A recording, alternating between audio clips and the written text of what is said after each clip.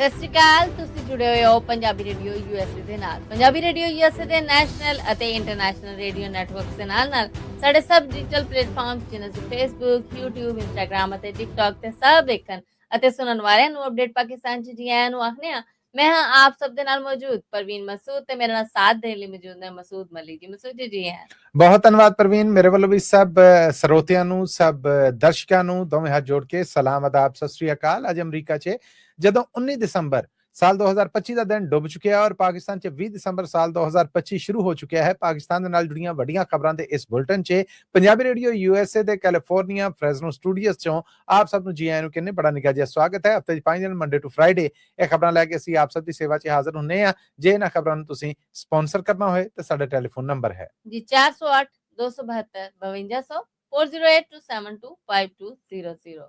ਮਸੂਦ ਬਾਦ ਨੇ ਖਬਰਾਂ ਲੈ ਪਹਾੜੀ ਵਜ਼ੀਰਿਸਤਾਨ 'ਚ ਪਾਕਿਸਤਾਨੀ ਫੌਜੀ ਕੈਂਪ ਤੇ ਹਮਲਾ ਹੋਇਆ ਹੈ। ਹਾਲਾਤਾਂ ਦੀ ਵੀ ਇਤਲਾ ਹੈ। ਪਾਕਿਸਤਾਨ ਵੱਲੋਂ ਇਤਜਾਜ ਵੀ ਹੋਇਆ ਤੇ ਧਮਕੀ ਵੀ ਦਿੱਤੀ ਗਈ। ਕੀ ਧਮਕੀ ਦਿੱਤੀ ਗਈ ਜੀ? ਧਮਕੀ ਵਾਲ ਦੇ ਬਾਅਦ ਚ ਆਵਾਂਗੇ। ਪਹਿਲਾਂ ਤੇ ਇਹ ਦੱਸਦੀ ਜਾਈਏ ਕਿ ਪਹਾੜੀ ਵਜ਼ੀਰਿਸਤਾਨ ਦਾ ਇਹ ਇਲਾਕਾ ਹੈ ਜਿੱਥੇ ਪਾਕਿਸਤਾਨੀ ਫੌਜੀ ਕੈਂਪ ਦੇ ਉੱਤੇ ਹਮਲਾ ਹੋਇਆ। ਸਵੇਰੇ ਕਹਿੰਦੇ ਨੇ ਕਿ ਹੋਇਆ ਬਰੂਦ ਦੇ ਨਾਲ ਇੱਕ ਭਰੀ ਗੱਡੀ ਹੈ ਜਿਹੜੀ ਉਹ ਲਿਆ ਕੇ ਕੰਧ 'ਚ ਮਾਰੀ ਗਈ ਔਰ ਨਾਲ ਹੀ ਆਪ ਮਾਰੂ ਨੇ ਆਪਣੇ ਆਪ ਨੂੰ ਉਡਾ ਲਿਆ। ਉਸ ਤੋਂ ਬਾਅਦ ਇੱਕ ਹੋਰ ਆਪ ਮਾਰੂ ਆ ਜਿਹੜਾ ਉਹਨੇ ਅੰਦਰ ਲੰਘਣ ਦੀ ਕੋਸ਼ਿਸ਼ ਕੀਤੀ ਪਰ ਫੋਰਸਿਸ ਨੇ ਜਿਹੜੀਆਂ ਉਹ ਵੀ ਅਲਰਟ ਸਨ। ਦੂ ਬਦੂ ਲੜਾਈ ਹੋਈ ਔਰ ਉਸ ਤੋਂ ਬਾਅਦ ਇਹ ਪੰਜੇ ਦੇ ਪੰਜੇ ਯਾਨੀ ਇੱਕ ਉਹ ਜਿਹੜਾ ਬਰੂਦ ਦੀ ਭਰੀ ਗੱਡੀ ਲੈ ਕੇ ਕੰਧ ਮਾਰ ਕੇ ਪਾੜ ਕੇ ਅੰਦਰ ਲੰਘਣ ਦੀ ਕੋਸ਼ਿਸ਼ ਵਾਸਤੇ ਰਾਹ ਬਣਾਉਣ ਡਿਆ ਸੀਗਾ, ਉਹ ਵੀ ਮਾਰਿਆ ਗਿਆ ਔਰ ਬਾਕੀ ਚਾਰੇ ਵੀ ਨੇ ਜਿਹੜੇ ਇਹ ਮੁਕਾਬਲੇ ਦੇ ਵਿੱਚ ਮਾਰੇ ਗਏ। ਟੋਟਲ ਇਹ 5 ਅੱਤਗਰਦ ਸਨ ਪਰ ਇਹਨਾਂ ਅੱਤਗਰਦਾਂ ਦੇ ਨਾਲ ਲੜਦਿਆਂ ਹੋਇਆਂ 4 ਪਾਕਿਸਤਾਨੀ ਫੌਜੀ ਨੇ ਜਿਹੜੇ ਉਹਨਾਂ ਦੇ ਵੀ ਜਾਨੋਂ ਜਾਣ ਦੀ ਇਤਲਾਹ ਹੈ। 14 ਤੋਂ ਵੱਧ ਨੇ ਜਿਹੜੇ ਉਹ ਫੱਟਰ ਨੇ ਔਰ ਹਸਪਤਾਲ ਦਾਖਲ ਨੇ ਔਰ ਪਾਕਿਸਤਾਨ ਨੇ ਇਹ ਆਖਿਆ ਹੈ ਕਿ ਇਸ ਹਮਲੇ ਨੂੰ ਅਫਗਾਨ ਤਾਲਿਬਾਨਾਂ ਦਾ ਗਰੁੱਪ ਹੈ ਗੁਲ ਬਹਾਦਰ ਗਰੁੱਪ, ਉਹਦੇ ਨਾਲ ਤਾਲੁਕ ਰੱਖਣ ਵਾਲੇ ਇਹ ਅੱਤਗਰਦ ਲੜਾਕੂ ਨੇ ਜਿਹੜੇ ਇਹਨਾਂ ਨੇ ਇਹ ਹਮਲਾ ਕੀਤਾ ਆ।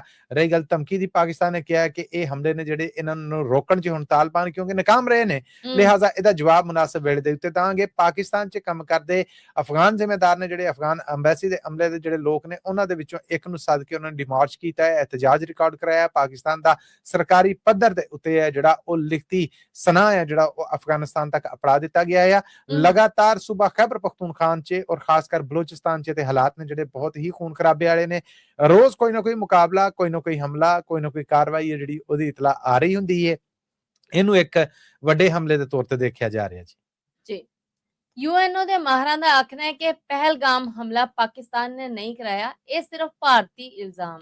ਜੀ ਇਹ ਮਾਹਿਰਾਂ ਨੇ ਸਿਰਫ ਇਹ ਨਹੀਂ ਆਖਿਆ ਕਿ ਪਾਕਿਸਤਾਨ ਨੇ ਹਮਲਾ ਨਹੀਂ ਕਰਾਇਆ, ਉਹਨਾਂ ਨੇ ਆਖਿਆ ਭਾਰਤ ਨੇ ਇਲਜ਼ਾਮ ਲਾਇਆ ਹੈ ਔਰ ਨਾਲ ਇਹ ਆਖਿਆ ਕਿ ਭਾਰਤ ਨੇ ਵਾਅਦਾ ਕੀਤਾ।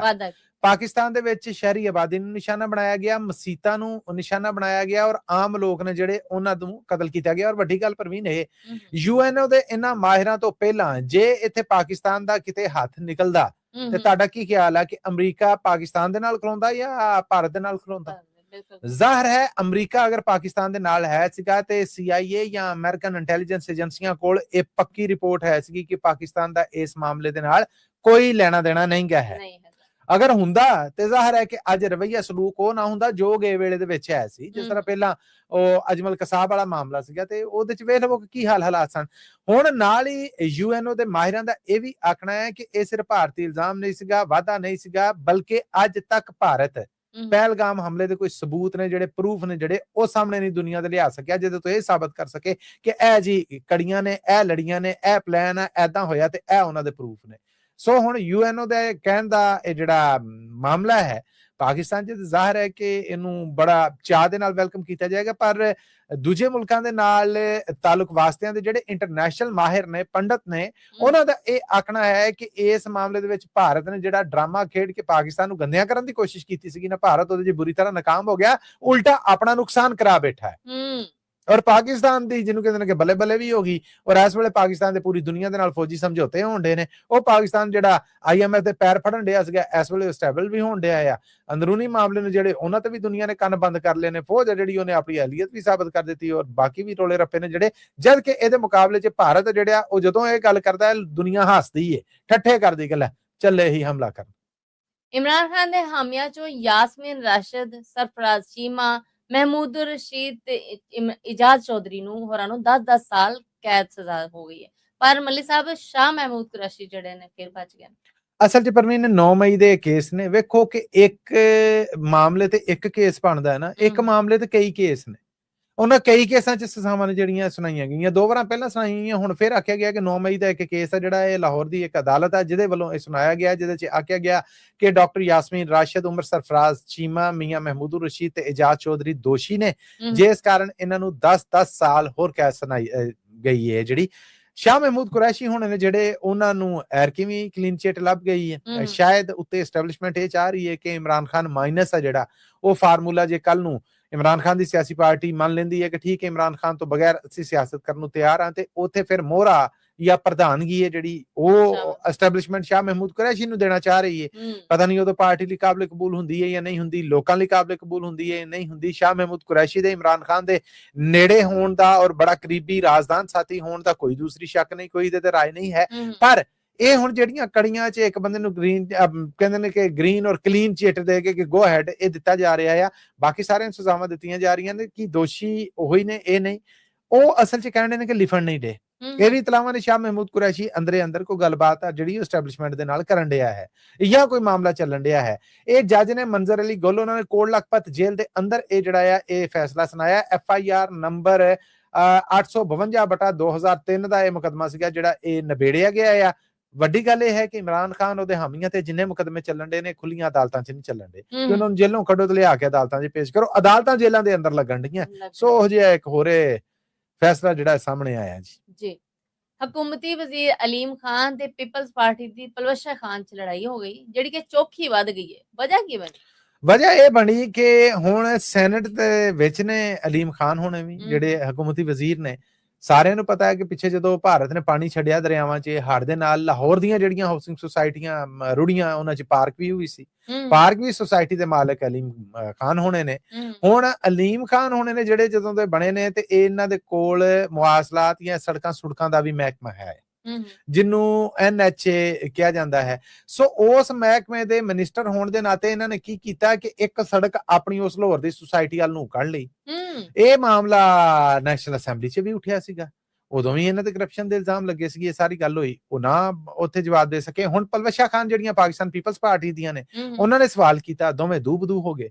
ਦੂਬਦੂ ਹੋਏ ਤੇ ਫਿਰ ਉੱਥੇ ਪੂਰੀ ਕਮੇਟੀ ਹੈ ਜਿਹੜੀ ਉਹਦੇ 'ਚ ਉੱਚੀ ਗੱਲਬਾਤ ਹੋਣ ਲੱਗ ਪਈ। ਵਿੱਚੋਂ 1-2 ਮੈਂਬਰਾਂ ਨੇ ਹੋਰ ਅਲੀਮ ਖਾਨ ਨੂੰ ਕਹਿਤਾ ਕਿ ਜੀ ਤੁਸੀਂ ਜਵਾਬ ਦੇ ਦਿਓ ਨਾ, ਲੜਦੇ ਕਿਉਂ ਜੇ?